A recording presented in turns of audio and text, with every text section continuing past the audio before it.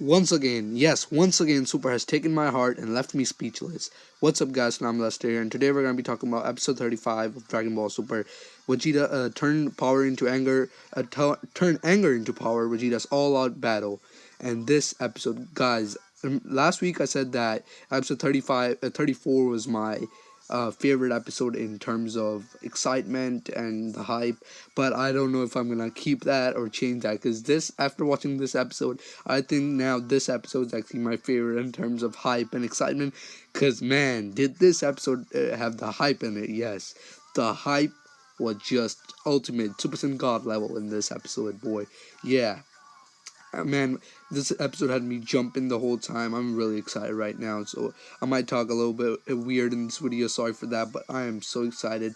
So we, begin with last episode's cliffhanger with Vegeta coming in the ring with his badass act when he's like, no need to get him disqualified because I'm gonna beat the hell out of this bastard with my own hands. And so in this week's episode, we continue with that, and Vegeta comes in the ring, and he's ready to fight, and this is actually the way Vegeta beats him. It was really amazing because we all wanted Vegeta to beat Frieza really badly in Resurrection of F. It didn't happen, even though in Super they made the fight a little bit better, which was nice of them, but it never really happened. But now in this, we actually kind of got it because Vegeta in this. The way if you guys saw the way he beat him, you guys should have been happy if you were Vegeta fans, because he totally one punched Frost out of the ring. Yes, one punched Frost out of the ring. Just like Saitama, the One Punch Man, Vegeta turns into Super Saiyan, and Frost actually seemed confident, which I found, kind of funny, because Vegeta is a Saiyan. He should have known he's probably as strong as Goku, but Frost is confident, and he's like, are you sure you want to fight me? I could use my poison. And the thing is here, Beerus and Champa agree that he can use his poison. They don't really care. So that's why, Frost is like, man, you're one idiot, man. I can beat the hell out of you right now. I can use my poison and even kill you in this match. There's no rules, so are you sure you want to fight me? And Vegeta's confident and well, and he's like, that doesn't matter to me. He goes Super Saiyan right away, and Frost powers up too, and Frost is smiling, and he comes towards Vegeta, and he thinks he's gonna trick Vegeta too, but Vegeta just one shots him out of the ring. The barrier breaks and he goes out of the ring, and of course Water fixes the barrier, but the way he goes flying out of the ring was just hilarious. I'm like, man, there you go, eat it, Frost, man. You got your ass kicked, Frost. That was just amazing. And Frost goes out of the ring, and everyone's just like amazed at Vegeta, and everyone's like, that was amazing, Vegeta. Goku's sharing, everyone's sharing, and Beerus is, proud of him too. And Champa isn't that, actually mad, because he's like, first of all, he didn't like Frost, but he actually still seems confident in his other team members. So we don't continue the terminal right away, because so once the barrier breaks, they add a new rule, which we all heard, last week. They add this new barrier, a second barrier that's gonna, not just protect the audience. It's also gonna, like, if one of the contestants touch it while they're flying, or if they go flying and hit it, you're out, you lose. So that's one thing that makes the battle harder now, your match harder, which actually does affect Vegeta versus Megata. Vegeta does have a little bit trouble not trying to touch that barrier. So while they put on the barrier, Beerus is mad because he's like, you didn't tell me about this. Beerus is like, this is just gonna be kind of unfair. But Champa's like, no, it's gonna be for both of our guys. And then Beerus is like, well, you didn't tell me. And Beerus and Champa have an argument like always. And while this argument is going on, Frost, I found this kind of pretty cool, because Frost, well, even after he got so badly beaten up, he's still trying to find a way out, and he goes toward this like whole big giant hole in the ground, and he goes there, and there's a cube that came in. The cube Waters brought them in, and besides it is a bunch of gold and treasure, and we find out that that's the reward for the winner. And he's like, I'll just take this cube and go away. And he's remembering what Champa said, that this is going to be the award's going to be for the winner. But he's like, what if I take it? I'm going to be I can if I take all this money, I can run away and no one's ever going to catch me. But just when he's about to take it, yes, just when that thought comes in his mind, a voice comes from behind. Yes, we've been all waiting for this voice. Hit, yes, ladies and gentlemen.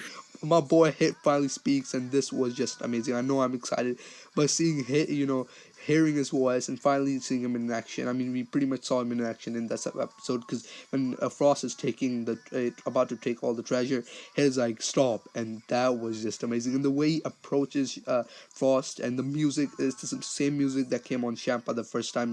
In the beginning of Resurrection of F Saga when they showed Champa and Waters, the same music comes on Hit, and it was just amazing how they showed his feet first and then his eyes, and you could tell this guy is a big deal because Frost, when he looks into his eyes, Frost is so scared, like he's like, whoa, shit, dude. And we actually get to know who Frost really is because they're like, Frost is, we get to know who Hit really is because Frost is like, no, you're the legendary Hitman. Hit, yes, he's a Hitman, so he gets hired, to kill people, and if you know what a Hitman is, uh, he gets hired to kill people, and Frost is like, have you been hired to get kill me by Champa? And he's scared. This Frost is scared of this guy. He looks into his eyes and he gets scared. And just when Frost is like, don't kill me, please. He says please, and we see Hit power up, which you saw in the preview. He powers up, and there's this diamond sparkles at the ground, and then just when those diamond sparkles are coming out of the ground, we see these weird holes pop out of Frost, and everyone was talking about this. What the hell did Hit do? These weird like sparks and holes pop out of Frost, and it looks totally amazing. I was like, man, Hit's my new favorite character, even though I don't know what its true power is. I mean, I don't know if he's actually my true, favorite character, but he's one of my favorite characters. Just from seeing that, I can tell this guy is a badass because the way he did that to Frost was just amazing. Frost totally, I thought he was dead, but he isn't, because if in the next preview of episode 36, he was there sitting next to Hit. He does seem a little bit shamed, but he was still there sitting next to everyone, so he is alive. But after that, we find out Hit's a hitman, and also what we find out that he has been promised the cube. I don't know what's the deal with that is. I don't know what he's gonna do with the cube, but he's been promised that. He does say that the cube is mine. You can't take it. And Waters does say yes, it is yours. And Waters actually knows her too. Him. Why am I calling her? I don't want to get beaten up by Hit or anything. Waters is like, I didn't need to come here, did you? Because it looks like Waters knows how strong Hit is, and that he's a big deal. And Waters goes there. And one thing, while all this is going on, we get our answer to if Goku's gonna come back in the tournament. Yes, he is, because Beerus is checking for a hole on Goku's body for the poison needle, and he does find it, and he's like, Champa, ha, there. Goku has a hole on his body. That means he can come back in the tournament. And Goku's excited, and he's like, yes, I can come back in the tournament, so I'm going to fight after Monica. And Beerus like, whoa, whoa, whoa, you're not fighting after Monica. You're fighting before Monica. You can fight after Vegeta, but you can't fight after Monica. You have to fight before him. Vegeta. And Goku's like, whoa, what's the big deal with me fighting after Monica? Why can't I fight after Monica? Why do I have to fight before him? What's so big about this guy? And then Beerus is just like, just shut up, okay? Don't talk to him. BX gets really serious, and this is really interesting. I mean, we don't really get revealed to what Monica is, but it's kind of interesting what goes on here, because we have some quotes that are really interesting and a hint towards who Monica really is, because BX is like, you can't talk to him, you can't even look at him, you can't even talk to him, and Wiz is like, are you gonna hide his identity for...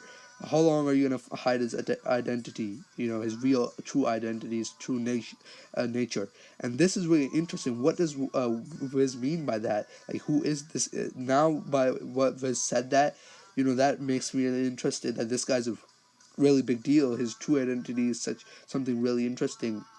And the way they said it, I think it's something that we already know of, but it's really huge, like a god of destruction. And Beers does say we should save our trump card for last, so that means he's really strong. And but then Beers actually says something really even more interesting. He says he's really dangerous. Don't even talk to him. If he gets mad, he in his meditating stage, he can destroy anyone, friend or foe. It doesn't matter. He's really dangerous in this state. He once destroyed a planet like that, and that really got me interesting. Who does that sound like? Beerus, yes, a god of destruction who destroys a planet if he gets mad. Yes. So I think either Monica is the god of destruction, or like the previous god of destruction, or some kind of deity. So I'll talk about that maybe in another video, maybe another Monica discussion. I'll talk about that. So be on the lookout for that. I'll probably do a Monica discussion. And yeah, and then after that we continue on with the Termnet.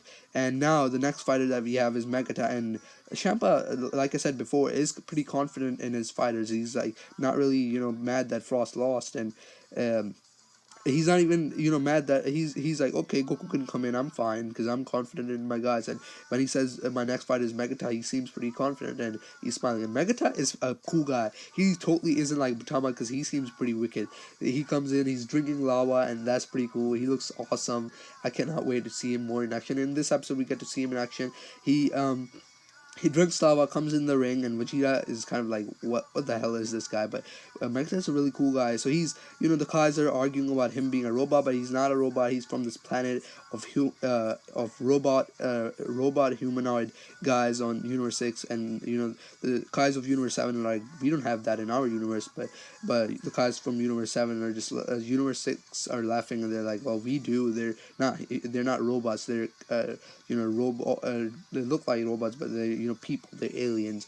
And so with that, we have the battle with Vegeta continuing, and Vegeta is gonna fight with Megata. We do start the battle, so Megata kind of seems weird, and he's just like Majin Buu, because he's like the way he powers up and he's drinking and he's moving, he's so big, and he shakes the whole stadium, and he spins and does weird moves, and Vegeta's just like, really, what's this? But just when Vegeta's underestimating him, he powers up and all this heat comes out of him, and he gets stronger and faster. And now Vegeta's actually getting a little bit trouble. Vegeta's like, oh yeah, well, guess what, you're not the only one who can power up. He goes Super Saiyan right away, and this is actually a mistake by what Wiz says. Wiz says Vegeta's in trouble, and we get to know that not just that he gets stronger, Megata gets stronger and faster by his heat and powering up. He also makes the other people get tired, because we see Vegeta is sweating and he's getting tired and tired, and Vegeta's in trouble now, guys. And yeah, that's where we leave off in this. Vegeta is in Super Saiyan, and Megata's powered up and more faster and more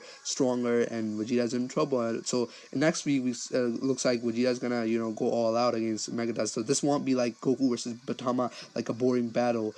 This actually will be a good battle, one of the best battles we'll ever see in Super, looks like, because Vegeta did his final flash. I don't know, one of the best battles, but this certainly is going to be a good battle, not like Batama versus Goku. And yeah, guys, that's pretty much it. That's where we leave off, is Vegeta versus Megata in the way, and we're going to continue it in episode 36, and that's pretty much it, guys. Remember to rate, comment, subscribe, and leave a like if you enjoyed today's review. And yeah, guys, and I guess I'll catch you guys down the adventure.